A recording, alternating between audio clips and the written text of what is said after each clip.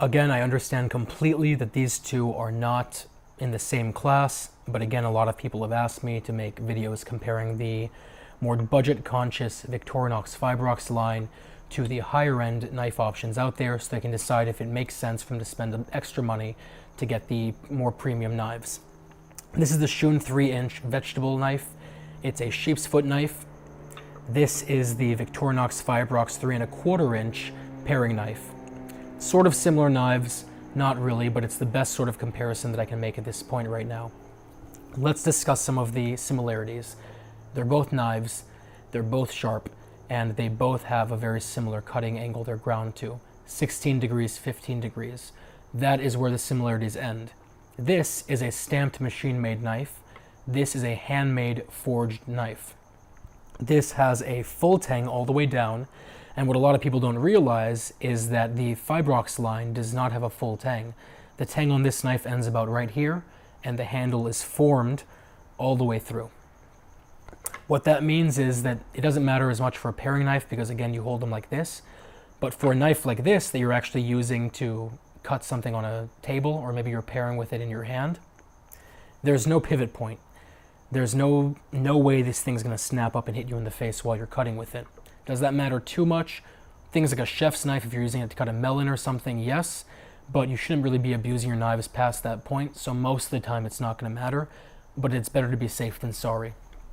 Next difference, as you can tell, pocketwood handle, plastic handle, obvious enough. Now to discuss the actual blade. VG10 steel, which is essentially the golden standard of steels used for knives. Not VG10 steel, which means this is a 58 hardness, this is a 61 hardness approximately. Pros and cons to both.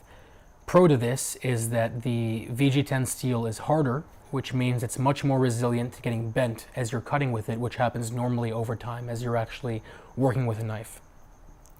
Now, that means you don't need to worry as much about honing and sharpening your knives, but there's a flip side to that coin, and that is that since that does not bend, the energy needs to somehow be dissipated. So if you're abusing your knives, if you're wrecking them, it's not going to bend, but you're going to get these little tiny chips on them, which I'm sure you've heard a lot about when you research Shuns. That's caused by user error, not by quality of knives. That's caused by people abusing their knives. So I don't really consider that a true plus unless you're working in an industry, in a kitchen or something professionally, where you abuse your knives because of the way your job works, where you throw these in dishwashers, where you are cutting really, really hard and fast to get something out the door, then a softer blade makes a lot of sense. Otherwise, if you're working at home, if you're taking your time, this is the way you're gonna go. Now, blade-wise, this is stamped out of a single piece of steel, which means the blade is a single piece of steel. This is handmade with VG10, and it's then clad in 32 layers of essentially stainless steel. That does a couple of things. Number one, you get this gorgeous Damascus design that you can see on the bottom half of that blade. And number two, it becomes very, very, very resilient to stains, to rust, to pitting, things like that, because of that stainless steel layer on the top, or the 32 stainless steel layers on the top. That's very, very nice. Next difference, as you can probably see right now, this has this little hammered finish. This does not. What those do is they stop vacuums from being formed as you're cutting.